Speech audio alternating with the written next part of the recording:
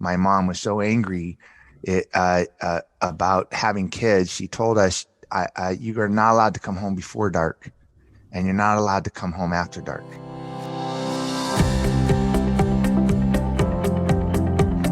Welcome to From Betrayal to Breakthrough. I'm Dr. Debbie Silber, and today's guest is David Richman. David is an author, public speaker, and endurance athlete whose mission is to form more meaningful human connections through storytelling. His first book, Winning in the Middle of the Pack, discussed how to get more out of ourselves than ever imagined. With Cycle of Lives, David shares stories of people overcoming trauma and delves deeply into their emotional journeys with cancer. He continues to do Ironman triathlons and recently completed a solo 4,700-mile bike ride. So today we're doing a deep dive around starting the hard conversations about the emotional aspects of trauma. I'm speaking with David Richman, and you're going to hear about an interesting ride, that'll make total sense later, from trauma to transformation. How do we find ourselves in these situations, and how do we do something good with something painful? We're taking it all on in this episode. Here we go.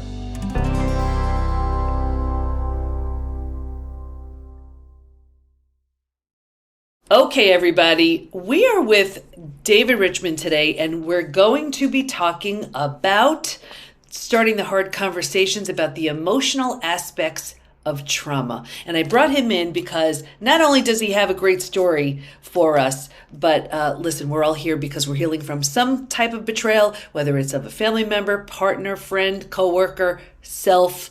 Our bodies can betray us, so much more. So we'll dive right into it. Welcome, David. Hi, thank you. I'm very excited to talk to you. It's such a fascinating topic. You know, unfortunately, it's something that so many people can relate to because it's just so widespread. Let's just start off with when we say the word betrayal, what comes to mind for you if there's a story or something you can share about why this topic resonates? It resonates so deeply with me, which is why I was really excited to talk to you, because it's one of those topics that I like to contemplate. Like, I like to contemplate heavy topics when I'm on like super long bike rides or 6-hour runs in the desert or something. And betrayal is one because it really has so many facets. And betrayal, I think, can't happen unless there's an element of trust that was broken. And it made me think the very first betrayal I ever had was as a kid. Right, my parents betrayed me because they were 40 years age and difference, and 40, 40? 40 ages. Yeah, my mom was 18 when they were married. My dad was 56. So, Okay. so you know, when I thought about what we were going to talk about, and when I thought about betrayal, I go, man, you know what? It's like anytime I put trust in something, like in the first like 3 decades of my life, it's like I felt betrayed. And it's like, well, I didn't know it. I didn't openly know it, but I was just like, what the heck? And it led me to really think about in my late 30s when I finally like picked up my head and looked in the mirror and said, like, who are you and what's your purpose in life and how are you interacting with the world and what are you good at? What are you bad at? What are your problems? What do you need to fix? I realized I'd never one time like leaned into myself or trusted myself. So I was like the ultimate betrayer, like it was just like multi-leveled for me. And that's why I was so excited to talk to you, because it's such a fascinating a topic of betrayal. Like you said, your body betrays you, your friends, yourself. And I thought, yeah, I was probably the biggest uh uh you know like both a victim and the perpetrator of the betrayal. So let's back up because, Yeah. I'm fascinated by you feeling that it was a betrayal, the age difference in your parents. Let's talk about that. Yeah. I mean, if you're going to bring kids into the world, right? Aren't you inherently, carrying around a box full of trust? Like you trust that you're going to do what's right for them. It's just a given that you're going to try to provide them some type of guidance, mentorship, safety, some amount of caring and love and direction and, all of that. And I didn't have any of that. I had a mom that was so young. She didn't want kids and really didn't like kids in the first place. And I had a dad who was too old to have kids and really didn't want kids. So, I mean, why would you bring kids into the world when when you don't want to talk to them and they're not allowed to talk to you? When, it's like I grew up in a household that was very, very, very traumatic. I like to think like that a perfect example of my childhood is me and my sister, 8, 9 years old, hiding in the bushes across the street from my house because my mom was so angry about having kids. She told us, you are not allowed to come home before dark and you're not allowed to come home after dark. And so my sister and I would hide in the bushes across the street and wait till it was exactly dark. Like the second the street lights in our neighborhood turned on, we'd race across the street and walk in the door and hope we weren't too early or too late. Wow. Okay. Like So that's like the ultimate analogy for my childhood. It's a perfect vision of every single minute of every day was like that. Like not knowing, are you good or are you in big trouble? And that was the action step. It's like we have to be in the house at this exact moment. But there's so much more going on. What did you make that mean? What did your sister make that mean? What did you interpret from that? Oh, that we are never safe to be ourselves. We didn't even know who we were, right? We were never safe. There was never a moment where we felt safe, right? Because you could literally ABC would be laid out on the table and you could be praised for it, or ABC would be laid out on the table and you could get beat up for it, and it's like you don't know. Like, and that's the one thing that kids need, right? I mean, that's the one thing that kids need is just safety. They just need to be able to be, because they don't know any better. Kids don't know. They don't know. They don't understand the greater cosmic interactions of good and bad and evil and right decisions, bad decisions. They're just not evolved enough yet. They Sure. just need a safe place to figure all that out. So what was the relationship like with you and your sister? I would think on some level it's like, hey, we have each other. We just better make this work. Yeah, it was very, very close. We were close in age too. We were about 16 months or so apart. So, which Okay. is pretty close in age. And, but we were very close because we had the same experience. And, um, even though we grew up with different levels of ability to process that trauma and get past it, she was much better at it than I was. We remained very close until she died. So, Oh, so uh, sweet. yeah. So, I mean, that was part of what I do in life is write books, and I wrote a book that came out of her journey with terminal brain cancer. Um, but we are very close because of that kind of shared experience. And yeah, and it's traumatic. So how did it show up for you? So you come from this experience, you don't feel safe, you don't feel secure, trust, you don't have a sense of trust. And I mean, this is foundational. So it Mhm. can't help but impact other areas of life. How did it show up as you started, growing up or even as you were young and moving forward? Well, it was one factor of a number of factors that led me down not a great path in my first 30 years, 35 years of life, right? My when I was 18, I left home under not good circumstances, but it was a way for me to be able to leave home and be on my own. 3 days later, I had a gun to my face and I was homeless. Wow. Yeah. So, like the second I went out into the world, my car broke down in Vegas, and somebody robbed me at gunpoint. I was done. And So it's what'd you like, do? oh man, that's a long story. But I walked into a Jack in the Box and begged for a job, and they gave me one, and found out I wasn't I didn't have a place to live. So the manager let me stay with her. And yeah, one thing led to another. I mean, eventually I'm running $100 million business for a major Wall Street firm. So, I mean, it ends up as a good story, right? But each step along the way, I didn't know what I was doing. I just found problems, and some of those problems were life dealing me a bad cards, and a lot. But most of my problems were I didn't know. I couldn't lean into anything. I didn't have any guidance. I didn't have any groundedness. I didn't have anybody I could trust to ask questions of. Do you know, I just couldn't. I had to figure it all out on my own, and I made a lot of mistakes. Yeah, and on some level, those situations probably felt so familiar.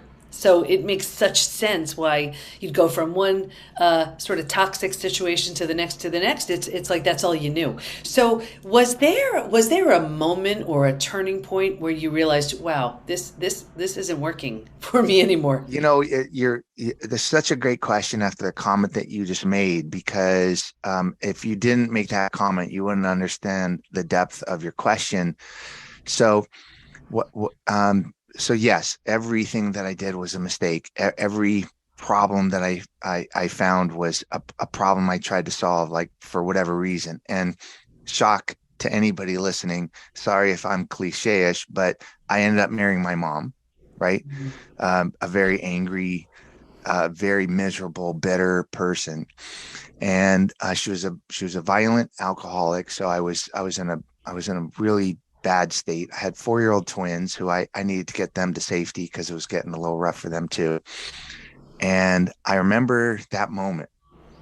I was sitting with a friend of mine, and I was lamenting to him again and again and again. But this time I was just like going off, like this thing here and this person there, and why do I'm always, and I'm just complaining about everything in my life. And look, I got a lot of good things in my life too, but I was really at a low in my personal life. And he stood up and he looked at me and he goes, dude, he goes, I got to tell you, man, 4 years I've been listening to this crap. He goes, and I got to tell you something, you're the problem. That's And a I go, good what? friend. I go, huh? Right. I immediately get up and I'm like ready to take him down. I go, what do you mean I'm the problem? And I start going over the list again. And he goes, no, he goes, listen, man. He goes, you go out and you find every rabid animal that you can find, every problem, and you bring it home and you pet it and you clean it. And then you go and then you go to pet it and it bites you, and you wonder what the hell was it doing, and it doesn't know any better, dude. Why don't you look at yourself? Why do you need to find so many problems? Why do you find your worth in trying to fix things that can't be fixed? He goes, you're the problem. Yeah. And okay, we only hear what we hear when we hear it, right? But that was the moment when I heard, like, maybe I'm the problem. And what I like to say is that I learned a lot of tremendously valuable lessons up until that point, but I had never picked up my head and said, "Hey, can you apply any of them to yourself?" And And there's that saying, if nothing changes, nothing changes. And sometimes we need that shakeup. And I know, when we're hit with something so unfamiliar, the response is, you're crazy, that's not true, this and that. But when we do have some time to think about it, and when we kind of process it a little bit, there's something about it that can land. And when it does, it could be such a turning point for our lives. So what happened with you? Was it a process where you were like, I'm sure you were angry at him and thinking, oh, he's crazy, not a good friend. And then it sort of morphed into something else. Tell us about it. yeah, I drove home. I mean, we each had a boat. I had a boat, Long Beach. He did too, and we were sitting on our boats. And I drove home, and I went, you know what? Maybe he's right. Like, maybe he's right. And the next day, I remember having that thought in my head the whole time, like, all right, maybe. And I remember putting my kids to sleep. We were out of the house into safety at that point.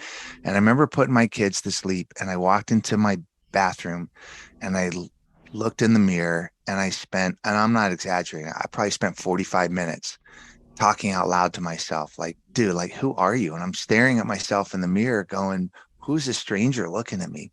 Yeah. Like, I don't even know you. Like, what are you all about? And I just made a list, in my head. I said, okay, so you're a smoker, you're overweight, you're good at your job, You want to be a good dad. You're horrible at picking relationships. All you ever do is want to make people love you because you know that nobody loves you. I'm making like this honest assessment of myself.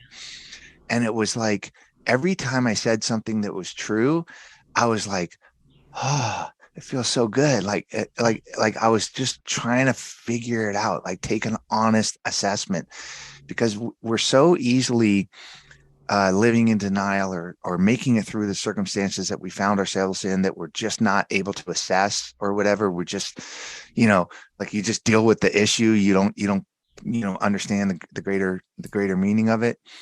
And I'll And stop so, you. I have to stop you right there because one of the biggest things I see is, especially when it comes to betrayal, there's so much pain, there's so much heartbreak, so much anguish, and it could be repeat betrayals, it could be stemming from childhood, all these things. And then what so many people do is they use food, drugs, alcohol, work, TV, keeping busy, reckless behavior, whatever it is, anything to numb, avoid, and distract themselves from what's so painful to feel or face. And but they're trying to outrun the issue. And that's exhausting. And then the stakes get, that noise, that voice gets louder, so the stakes get bigger. And then there's that moment like you had in the mirror. And that's where there's that willingness to be honest with yourself. yeah. And I think, I didn't know this going into, which was a pretty massive transformation in who I would become it was a pretty massive transformation on many, many, many levels. And I would have known it at the time, but I know positively that there's the equation for me was 3 steps. And that was step number 1, right? How hard is it to take an honest assessment of you, which includes leaning into the things you're proud of, or the things that you're good of, or the things that you feel are a power of yours, even if you're living in a world of hurt and a world of trauma and negativity or whatever. You still have to be able to lean into your positives, but also, once you're willing to accept that you're the problem, then I guess that's the first step of being open and going, okay, well, how do I fix the problem? Well, let's be honest about it, right? So number 1 was that. I think over a period of time, the second step, which is I think really hard for people to do, is just let it go. Like free your mind, forgive yourself, just let it go. And it's really hard to do because it's so easy to hang on to, anger. It's just it can be self-protecting, right? Because if you're, especially as a result of being betrayed, you want to hang on to something it's tangible, that can hold your trauma and your angst, right? But you just got to let it go. You know what's so interesting about the letting go piece too? I'm so glad you said that, because so many people are afraid to let it go because that's who they know themselves to be, and it's become their identity. And we don't want to leave without knowing where we're headed. So it's well, if this is who I am, I don't know who I am without this.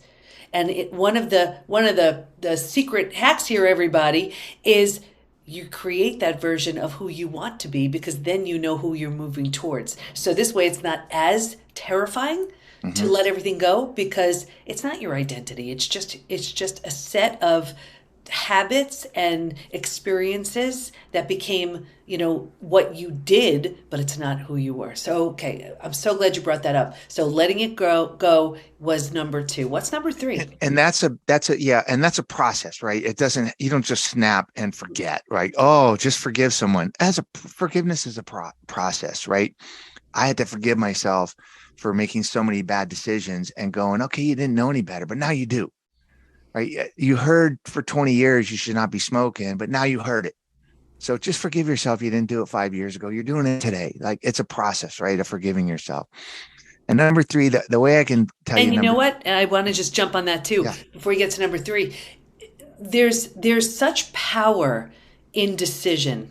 And so many people are so stuck, and I want you to hear what he just said, everybody. So many people are so stuck with, but I've been smoking for 20 years. But look at it like this. If you did not make that decision, who knows how many more years you'd be smoking. So what's the difference? Catch it now. So 20, 30, 40, whatever the amount of years, it stops that day. It stops with decision. So I Right. love that you said that. Yeah, and thank you. And one of the things I did when deciding when to quit is I did some math and I said, okay, so you've smoked 250,000 cigarettes in your life.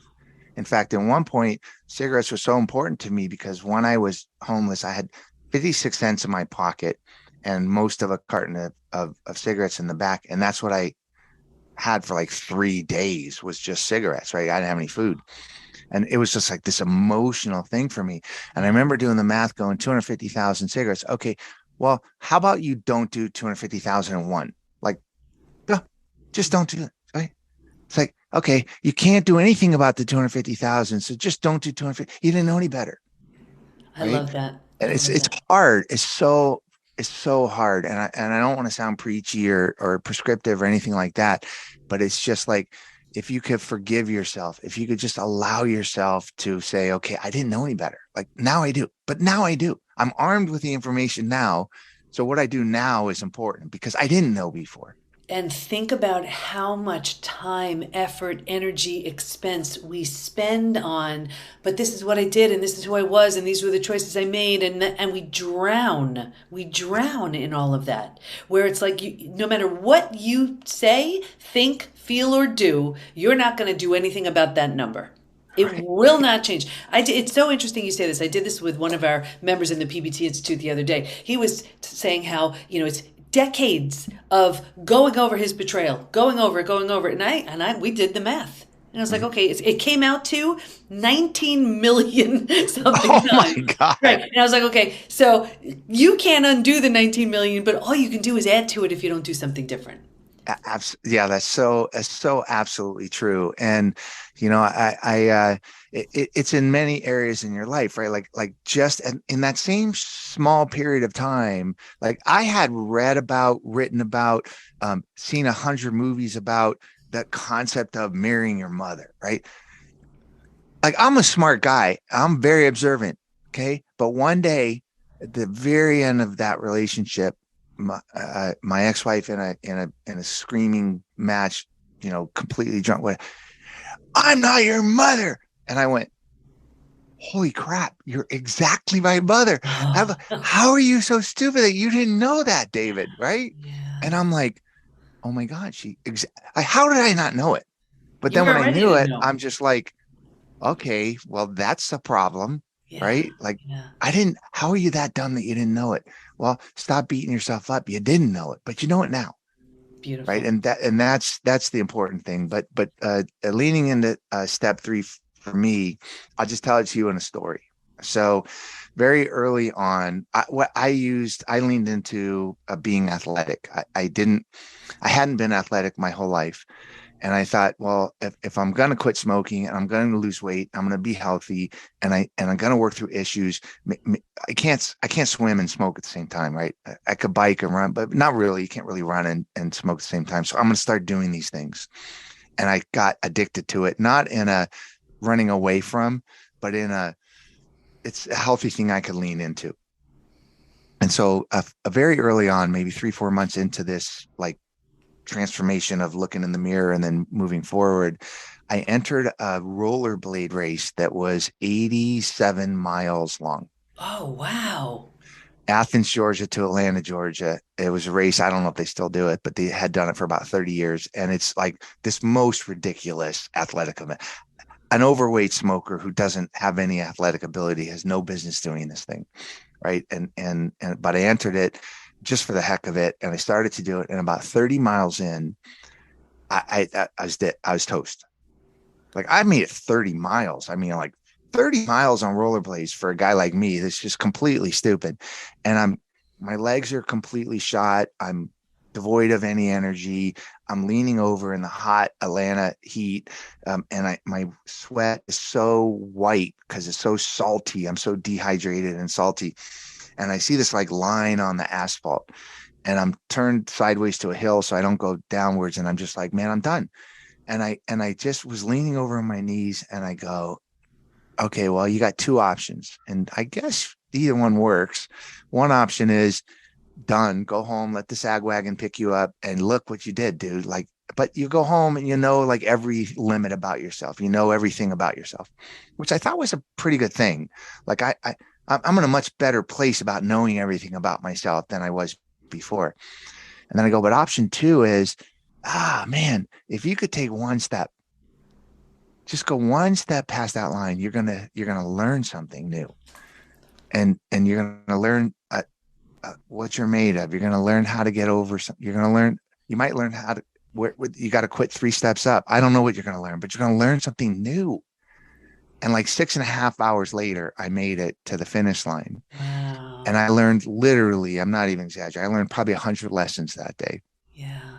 And all of the events I've ever done, all of the challenges that I've taken, all of the projects that I've gone into, I kind of have that picture of me leaning over on my knees and seeing that line going, even if you fail, even if it's something that you're not good at, even if it's something that you shouldn't be doing, you're going to learn. Like, you're going to learn. So isn't that cool? Like, just lean in and just learn. And so, Amazing. And that's that choice point. That's that defining moment that we're talking about. mhm, And they come up all the time. And they're they coming do. up to show you what you're ready for and what you're made of. What a beautiful story. David, what do you want to make sure everyone knows as we wrap up?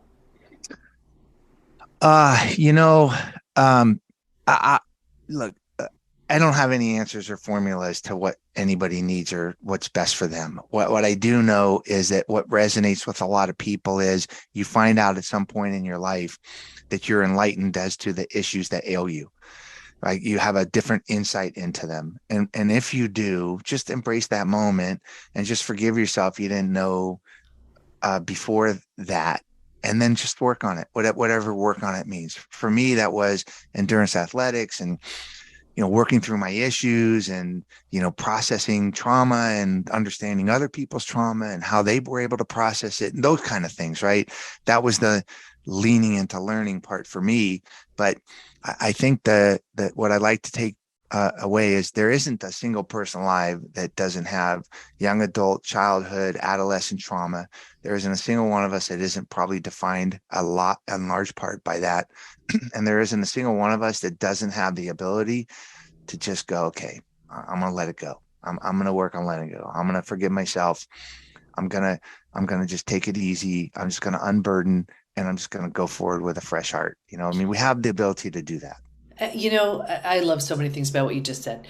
But what I love is it's the possibility, it's the hope. Trauma doesn't define you. It doesn't have to keep you stuck. It doesn't, just because something happened to you doesn't mean, oh, this is my lot in life and I have to live with it. I've found that the most inspirational people in life have typically been through something super challenging. I mean, think about it. When you think of any thought leader of our time, they're not teaching us something from like, yeah, life was good, all is well. No, it was something horrific or painful or whatever happened. They figured out the road out of it, and that's what they're teaching. And David, that's what you taught us. So I am so grateful for your time, for your wisdom, for your insight. Where do we go to learn more about you, your books, and the great work you do? Oh, thanks. Cycleoflives.org is a good place to go. I do expressive writing workshops which helps people do, and I don't charge for them. I do them for cancer centers and trauma centers, that type of stuff. But you can find out about those, and that's just helping people with tools to how to reframe that conversation with themselves, right? How do we have a different conversation than that inside voice that's always beating beating ourselves up? But cycleoflives.org, they can find out anything about me, contact me, or learn more. It's all very positive stuff. All right, everybody, you heard it. So whether you look at yourself in the mirror, whether you hop on a bike, whether you put on some rollerblades, whatever it is for you, there is zero reason to stay stuck. David is just such a beautiful example of someone who said, don't kind of like my results, and here I am to do something different about it. So I really hope this inspired you as much as it inspired me, because you're just such a great example of transformation and possibility and new beginnings. Thanks so much. Thank you.